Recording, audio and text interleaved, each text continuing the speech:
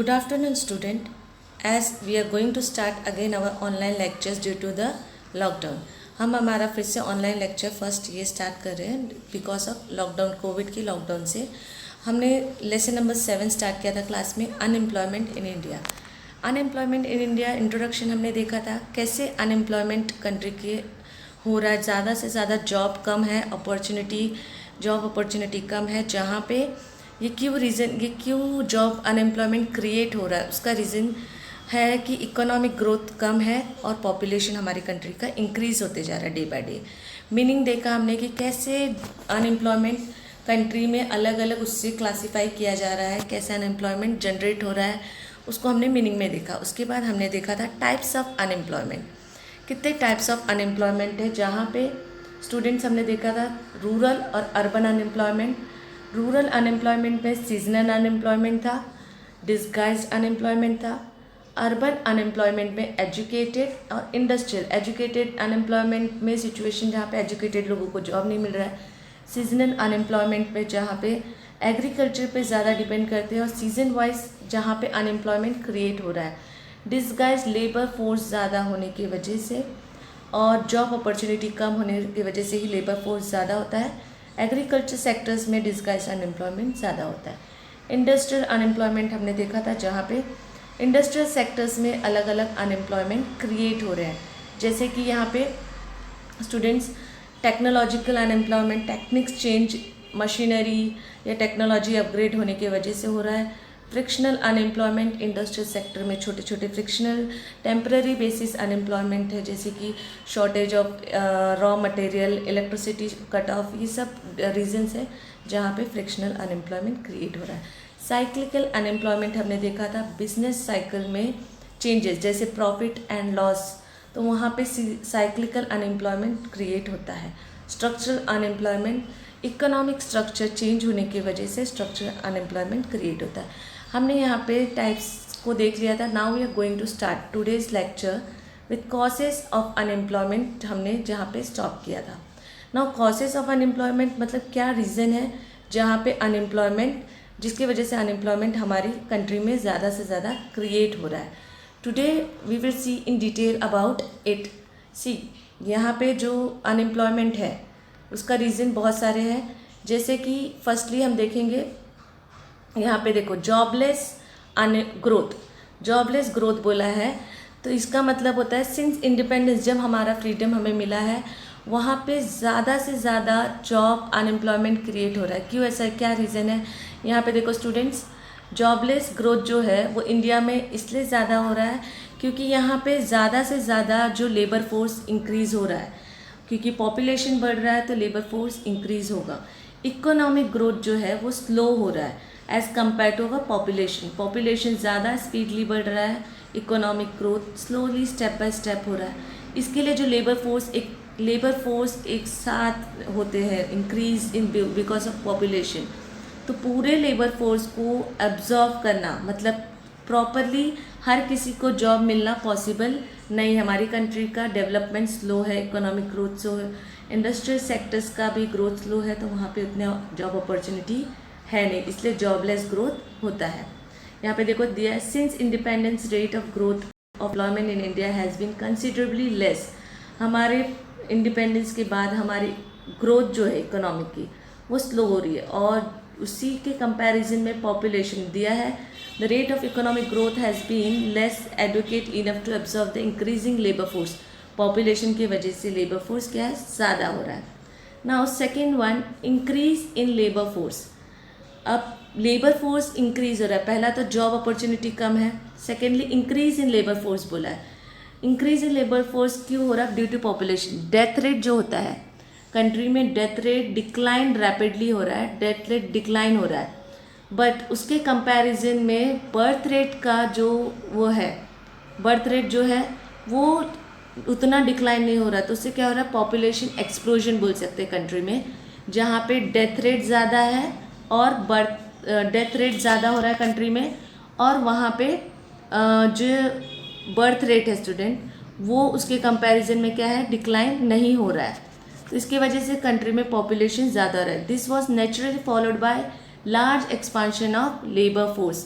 यहाँ पे जो लेबर फोर्स है वो क्या हो रहा है, एक्सपांशन हो रहा है, ज़्यादा इंक्रीज कर रहा है, बिकॉज डेथ रेट लोगों का कम डेथ हो रहा है, बर्थ ज़्यादा हो रहा है। वहाँ पे पॉपुलेशन ज़्यादा होगा तो लेबर फोर्स ऑटोमेटिकली ज़्यादा होगा कंट्री में, और उसके वजह से क्या होगा स्टूडेंट, हमारे कंट्री का जो लेबर फोर्स है ज़्यादा है, इकोनॉमिक ग्रोथ ज़्यादा नहीं है उसके कंपैरिजन में, तो वहाँ पे अनएम्प्लॉयमेंट क्रिएट होगा। Thirdly, excessive use of machinery. Excessive use of machinery, जहाँ पे पहले हमारी कंट्री में ज़्यादा लेबर फोर्स का यूज़ होता था, अब इकोनॉमिक ग्रोथ स्लोली हो रहा है, तो वहाँ पे लेबर फोर्स का रिक्वायरमेंट कम है, मशीनरी का ज़्यादा यूज़ कर रहे हैं। मशीनरी को ज़्यादा यूज़ करने की वजह से मैन पावर जो अवेलेबल है मार्केट में, उनका क्वांटिटी कम यूज़ हो रहा है, इसके लिए अनएम्प्लॉयमेंट क्रिएट हो रहा है। पहले तो सिर्फ इंडस्ट्रियल सेक्टर्स में ही मशीन का यूज़ होता था, but now in agriculture sector also it is more dependent on the machineries. जैसे जैसे ग्रोथ हो रहा है, कैपिटल इंटेंसिव मशीनरीज को ज़्यादा प्रेफरेंस दिया जा रहा है, ऑटोमेटिक एंड कैपिटल इंटेंसिव, जहाँ पे ज़्यादा पैसे लगा के मशीनरी, एडवांस मशीनरी ले रहे हैं, तो वहाँ पे जो हमारा लेबर फोर्स है उनको जॉब अपॉर्चुनिटी क्रिएट नहीं हो रहा है। इसके लिए एक्सेसिव यूज़ ऑफ मशीनरी भी एक रीज़न है जहाँ पे अनएम्प्लॉयमेंट क्रिएट हो रहा है। फर्स्टली, जैसे जॉबलेस ग्रोथ है, ज़्यादा जॉब अपॉर्चुनिटी नहीं available due to economic growth slow होने की वजह से। Increase in labour force population की वजह से लेबर फोर्स इंक्रीज हो रहा है। एक्सेसिव यूज़ ऑफ मशीनरी, ज़्यादा मशीन पे डिपेंड होना, लेस लेबर इंटेंसिव चीज़ें organise in agriculture industrial sector, इसके वजह से ज़्यादा अनएम्प्लॉयमेंट हमारी कंट्री में जनरेट हो रहा है। फोर्थली, हम देखेंगे lack of skill development programmes. बहुत सारे जब इकोनॉमिक ग्रोथ्स होते हैं तो अलग अलग स्किल ज़रूरत होता है, अलग अलग जॉब्स को अलग अलग स्किल, लेकिन हमारी कंट्री में जहाँ पे इसका रिक्वायरमेंट ज़्यादा होना चाहिए, जो वोकेशनल स्किल डेवलपमेंट होता है, मतलब छोटे छोटे प्रोग्रामिंग स्किल डेवलपमेंट का, जहाँ पे उसको वोकेशनल स्किल बोलते हैं, कंपैरेटिबल टू द इंडियन इंडस्ट्रीज, बाहर की इंडस्ट्री में वो ज़्यादा होता है कि स्किल डेवलप होगा तो लेबर फोर्स उतना ही कम्पिटिटिव टू जॉब होगा, वो जॉब अच्छे से कर सकते हैं। तो यहाँ पे बहुत ज़रूरी है स्किल मैन पावर अपनी कंट्री में, तो वो कब पॉसिबल होगा, जब vocational skill development courses conduct किए जाएंगे। अगर स्किल डेवलप होगा तो ही हर किसी को मैचेबल जॉब अपॉर्चुनिटी वहाँ पे मिल सकती है। Okay student, fifth one, expectation toward employment. जो न्यू जनरेशन यूथ, जो अभी का यूथ है, उनको अपने जॉब से ज़्यादा एक्सपेक्टेशन होता है, ज़्यादा उम्मीद बोल सकते हैं। अगर एक्सपेक्टेशन एजुकेटेड यूथ जो है हमारे कंट्री का, aspire for white collar jobs. Aspire means उनको ज़्यादा प्रेफरेंस है वाइट कॉलर जॉब पे, लेकिन white collar job means qualification के कंपैरिजन में जॉब मिलना। अगर बहुत एजुकेटेड पर्सन है, उसको उसकी क्वालिफिकेशन के हिसाब से जॉब नहीं मिल रहा है, तो वो जॉब प्रेफरेंस नहीं करेगा, उसको वो जॉब नहीं चाहिए रहेगा। इसके लिए वाइट कॉलर जॉब के लिए ज़्यादा उम्मीद करना बोल सकते हैं, या प्रेफरेंस देना, क्योंकि आने वाला यूथ बहुत ज़्यादा एक्सपेक्टेशन रखता है towards the job opportunity they are getting. There is lack of innovative and entrepreneur spirit to organise economic activities. लोगों के अंदर उतना, जितना बोलते हैं ना बिजनेस क्वालिटी, बिजनेसमैन क्वालिटीज़ होता है, वो कम है कि ऐसी एक्टिविटी करे जिससे ज़्यादा से ज़्यादा जॉब अपॉर्चुनिटी वो क्रिएट करे, या खुद से कुछ सेल्फ एम्प्लॉयमेंट क्रिएट कर सके। ये ऐसा हमारी कंट्री में लैक है, इसकी वजह से ये प्रॉब्लम अराइज हो रहा है। ग्रेजुएट्स जो होते हैं, स्टूडेंट्स जो पढ़े लिखे स्टूडेंट्स, जैसे अभी का आने वाला यूथ होता है, वो ज़्यादा प्रेफर करता है toward the job, expectation toward the salary. उनको जो सैलरी पे मिलता है उससे ज़्यादा एक्सपेक्टेशन होता है, एक उम्मीद रहती है। जब एक यूथ पढ़ के बाहर जाता है, उनका एक्सपेक्टेशन होता है, for example if they are expecting to have a 20,000 pay starting, तो उनका वो एक्सपेक्टेशन है कि उनको उतना मिलना चाहिए, लेकिन ये इम्पॉर्टेंट नहीं है कि वो उतना ही पे उनको मिलेगा, क्योंकि हमारी इकोनॉमिक उतनी ज़्यादा ग्रोथ नहीं है। तो ये एक बड़ा ड्रॉबैक है हमारी कंट्री में, जहाँ पे लोगों को एक्सपेक्टेशन यूथ को बहुत ज़्यादा, और उतना अपॉर्चुनिटी हमारी कंट्री में नहीं अवेलेबल है। Sixth one, seasonal nature of agriculture. ये एक रीज़न है जहाँ पे एग्रीकल्चरल सेक्टर्स में अनएम्प्लॉयमेंट क्रिएट होता है। एज वी नो, हमें पता है कि एग्रीकल्चर जो होता है वो हमारी कंट्री में कहाँ किस पे डिपेंड करता है, सीजन्स पे, क्लाइमेटिक कंडीशंस पे, ज़्यादातर प्रेफरेंस होता है मानसून पे। तो यहाँ पे अगर इरिगेशन फैसिलिटी नहीं अवेलेबल है, पुअर क्वालिटी ऑफ सॉइल है, तो यहाँ पे ये सब रीज़न है जहाँ पे जैसे कि टेक्निक्स जो है प्रोडक्शन के वो अच्छे नहीं है, सर्टिफाइड सीड्स, फर्टिलाइजर्स, इन सब से ज़्यादा प्रोडक्शन होगा। लेकिन अगर हमारी कंट्री में ये सब चीज़ें अच्छे से अवेलेबल नहीं है, अच्छे हाई क्वालिटी सीड्स, फर्टिलाइजर्स, ये सब अवेलेबल नहीं है, तो वहाँ पे हमारा एग्रीकल्चर सेक्टर लैक करता है। और ये एक बहुत बड़ा रीज़न है कि एग्रीकल्चर सेक्टर्स में अनएम्प्लॉयमेंट क्रिएट होता है। तो ये unemployment, for example, few month के लिए अनएम्प्लॉयमेंट ज़रूर ही क्रिएट होगा। उससे क्या होगा, एग्रीकल्चर सेक्टर्स के जो लेबर्स हैं उन्हें अनएम्प्लॉयड रहना पड़ेगा फॉर एग्जांपल 5 to 6 मंथ, क्योंकि ज़्यादा डिपेंडेंसी कहाँ पे होता है, मानसून पे होता है एग्रीकल्चर सेक्टर में। तो ये बहुत बड़ा रीज़न है कि एग्रीकल्चर सेक्टर्स में सीजनल अनएम्प्लॉयमेंट क्रिएट होता है। Now 7th one, slow rate of economic development. Economic development जो होता है कंट्री का वो स्लो रेट पे हो रहा है as compare to the labour force. Population ज़्यादा है, लेबर फोर्स एक स्पीड लेबर फोर्स हम बोल सकते हैं जो हमारी इकोनॉमिक में आ रहा है, लेकिन हमारा now 7th one, slow rate of economic development. As हमें पता है कि हमारी कंट्री का डेवलपिंग कंट्री, तो इसका इकोनॉमिक ग्रोथ स्लोली हो रहा है स्टूडेंट। यहाँ पे द ओवरऑल जितना भी इकोनॉमिक डेवलपमेंट होता है वेरी स्लो रेट पे हो रहा है, वहाँ पे स्लोली स्टेप बाय स्टेप हो रहा है। अब इसकी वजह से क्या हो रहा है स्टूडेंट्स, इन एडवोकेट इरिगेशन। इरिगेशन क्या है, जो इरिगेशन फैसिलिटी है वो उतना प्रॉपर नहीं है, तो वहाँ पे एग्रीकल्चर सेक्टर्स हमारी कंट्री का ग्रोथ नहीं कर रहा है। जितना एग्रीकल्चर सेक्टर्स ग्रोथ नहीं कर रहा है, इंडस्ट्रियल सेक्टर का एक्सपांशन कम है, उसका रिजल्ट हो रहा है कि एम्प्लॉयमेंट अपॉर्चुनिटी जो हमारी कंट्री की है वो क्या है, less compare to the labour force, not increase enough due to the labour force. यहाँ पे as compare to labour force इतना ग्रोथ नहीं हो रहा है। Economic development agriculture sector plus industrial sectors दोनों का कम है। 8th one, migration of rural population. Migration means student, एक सपोज कि एक रूरल एरिया से लोगों को उतना जॉब अपॉर्चुनिटी नहीं क्रिएट हो रहा है, तो वो क्या करेंगे कि अर्बन एरियाज़ में शिफ्ट करेंगे। एक जगह से दूसरी जगह ट्रैवल करना फॉर जॉब अपॉर्चुनिटी के लिए, उसको माइग्रेशन ऑफ पॉपुलेशन बोलते हैं। तो यहाँ पे migration of the rural population मतलब village population for job opportunity के लिए क्या करते हैं, अर्बन एरियाज़ में आते हैं। तो यहाँ पे जॉब सर्च के लिए आ रहे हैं, तो वो increase in the urban area.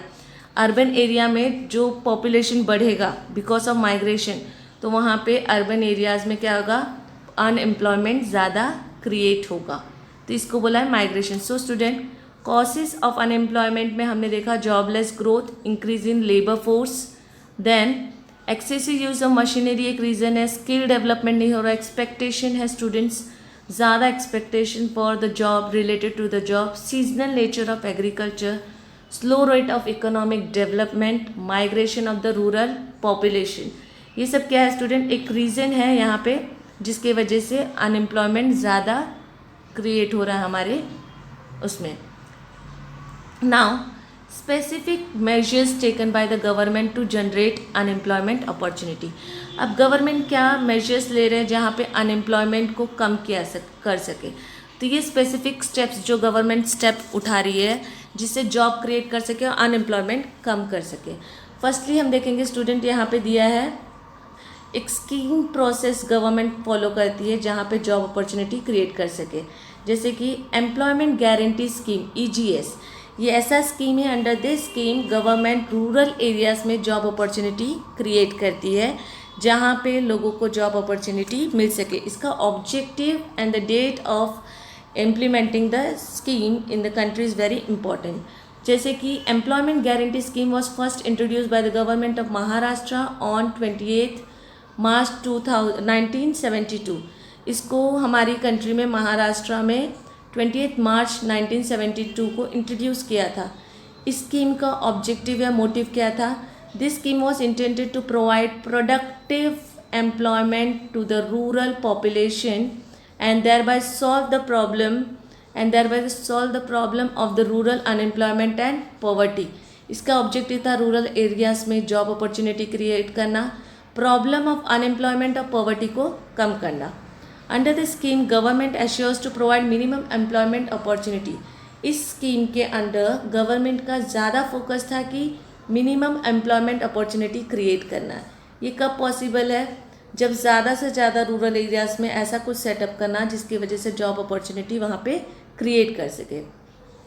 Due to its success in Maharashtra, EGS was implemented in all other states. ये हमारे कंट्री में महाराष्ट्र में सक्सेसफुली ये स्कीम इम्प्लीमेंट हुआ, लॉन्च हुआ, उसके बाद ये सक्सेसफुली इसका रिजल्ट आया, उसको अदर स्टेट्स में इम्प्लीमेंट किया गवर्नमेंट ने।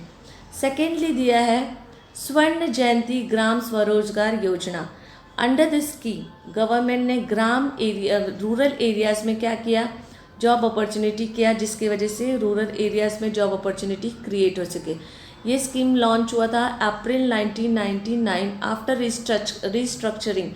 एक रिस्ट्रक्चर किया था इसके अंदर integrated rural development programme and allied scheme. It is only self employment schemes for poor rural areas development. यहाँ पे ज़्यादा फोकस दिया था कि रूरल डेवलपमेंट को कैसे ज़्यादा, रूरल एरियाज़ को कैसे ज़्यादा अच्छी तरीके से डेवलप कर सके। तो ये एक फोकस था गवर्नमेंट का अंडर दिस स्कीम कि ज़्यादा से ज़्यादा सेल्फ एम्प्लॉयमेंट, वहाँ के लोगों के अंदर ज़्यादा से ज़्यादा खुद कुछ काम स्टार्ट करके जॉब क्रिएट कर सके। Thirdly we are going to see Swarna Jayanti शहरी रोजगार योजना। अंडर दिस स्कीम लॉन्च किया था। Firstly we are going to see the launch date, it was December 1997। Under this scheme government का क्या मोटिव था? It provides gainful employment to the urban unemployed and under employed. यहाँ पे job opportunity, gainful job मतलब जहाँ पे लोग कुछ अर्न कर सके, अर्बन अनएम्प्लॉयड, सिटीज़ एरिया में जो अनएम्प्लॉयड है या तो अंडर एम्प्लॉयड है, जो पार्ट टाइम करते हैं, जिनका स्किल फुल्ली डेवलप नहीं होता। It includes self employment women self employment programme, skill training, other ऐसे चीज़ें जो इंक्लूड करती है, जैसे कि फर्स्टली सेल्फ एम्प्लॉयड करना है, वुमेन सेल्फ एम्प्लॉयमेंट करना है, स्किल ट्रेनिंग, ये सब जो अर्बन एरियाज़ में अर्बन वेज एम्प्लॉयमेंट क्रिएट करना है, इसके वजह से अर्बन एरियाज़ में अनएम्प्लॉयमेंट जो है वो कम कर सके। Under this scheme central government ने 75% सेंट्रल गवर्नमेंट इसका कॉस्ट बेयर करता है, रिमेनिंग स्टेट गवर्नमेंट 25। 100% में डिवाइडेड है, 75 central government and 25 state government. इसके मोटिव है कि जो अर्बन अनएम्प्लॉयमेंट है उसको कम कर सके स्टूडेंट्स। नाउ फोर्थ वन, प्रधानमंत्री रोजगार योजना। ये स्कीम को इम्प्लीमेंट किया था 1993 में। इसका मोटिव और ऑब्जेक्टिव था कि सेल्फ एम्प्लॉयमेंट कैसे क्रिएट करे, जिसके वजह से 1 मिलियन एजुकेटेड अनएम्प्लॉयड यूथ को जॉब अपॉर्चुनिटी मिल सके। इसका फोकस था कि जहाँ पे हमारा ग्रोथ, इकोनॉमिक जो ग्रोथ है उसको प्रॉपरली अच्छी तरीके से प्रॉपर कर सके कि हर किसी के पास जॉब अपॉर्चुनिटी अनएम्प्लॉयड यूथ के पास होना चाहिए। Now fifth one, training rural youth for self employment. Rural गांव एरियाज़ के जो यूथ होते हैं, न्यू जनरेशन, उनको ऐसा करना है कि उनके अंदर ट्रेनिंग स्किल डेवलप करना है कि जिसकी वजह से उनके अंदर सेल्फ एम्प्लॉयमेंट क्रिएट कर सके। It was started initiated in 1979 with the objective क्या था स्टूडेंट इस प्लान का, कि टैकलिंग अनएम्प्लॉयमेंट प्रॉब्लम, जो अनएम्प्लॉयमेंट प्रॉब्लम हमारी कंट्री फेस कर रही है उसको निकालना है या उसको रिड्यूस करना है अमॉन्ग द रूरल यूथ, ताकि वहाँ पे सेल्फ एम्प्लॉयमेंट क्रिएट कर सके। It aims 2 lakh rural youth training every year. जो 2 लाख रूरल यूथ को अगर ट्रेनिंग प्रोवाइड करेगी गवर्नमेंट, तो उनको ज़्यादा से ज़्यादा सेल्फ एम्प्लॉयड कर सकती है और उनको खुद एक इनकम जनरेट करने का सोर्स बना सकती है। इसके लिए यहाँ पे बहुत इम्पॉर्टेंट रोल प्ले किया है skill development. Training rural youth self employed employment was merged into स्वर्ण जयंती ग्राम स्वरोजगार योजना in April 1999। Under this scheme पूरा डेवलपमेंट सेल्फ एम्प्लॉयड के लिए है, इसको मर्ज किया था स्वर्ण जयंती ग्राम स्वरोजगार योजना के साथ। Student, now sixth one, Jawahar Rozgar योजना ऑन 1 अप्रैल 1989 को उसको लॉन्च किया, इम्प्लीमेंट किया था गवर्नमेंट ने। अंडर दिस स्कीम ऐसा अनाउंस किया था कि new wage employment scheme generate करेंगे, मतलब लोगों को वेजेस, डेली वेजेस वाले स्कीम्स लॉन्च किए जाएंगे। अंडर दिस स्कीम गवर्नमेंट का मोटिव था 120 बैकवर्ड डिस्ट्रिक्ट्स को जॉब अपॉर्चुनिटी, एम्प्लॉयमेंट क्रिएट करना। ये स्ट्रिक्टली रेस्ट्रिक्टेड था towards the rural areas with effect from April 99. It was renamed as Jawahar Samriddhi Rozgar Yojana. यहाँ पे इसका मोटिव था कि ज़्यादा से ज़्यादा 120 बैकवर्ड डिस्ट्रिक्ट्स को कैसे अपलिफ्ट करे, आगे बढ़ाए। तो ये एक इम्पॉर्टेंट था कि जो डिस्ट्रिक्ट्स डाउन मतलब नहीं डेवलप है उनको अच्छी तरीके से डेवलप करना। Now we have seen till now measures में हमने देखा एम्प्लॉयमेंट गारंटी स्कीम, स्वर्ण जयंती ग्राम स्वरोजगार योजना, स्वर्ण जयंती शहरी रोजगार योजना students, Pradhanmantri Rozgar Yojana, training rural youth for self employment, Jawahar Rozgar Yojana, Mahatma Gandhi national rural employment scheme हमने नेक्स्ट लेक्चर में हम उसको देखेंगे। Till now we have done the causes and measures के 6 पॉइंट देखा हमने। कॉसेस में हमने देखा jobless growth, increasing labour force, excessive use of machinery, lack of skill development, expectation toward the employment, seasonal nature of agriculture, slow rate of economic development and migration, और उसके साथ हमने measures देखा। For today's lecture student we will stop over here.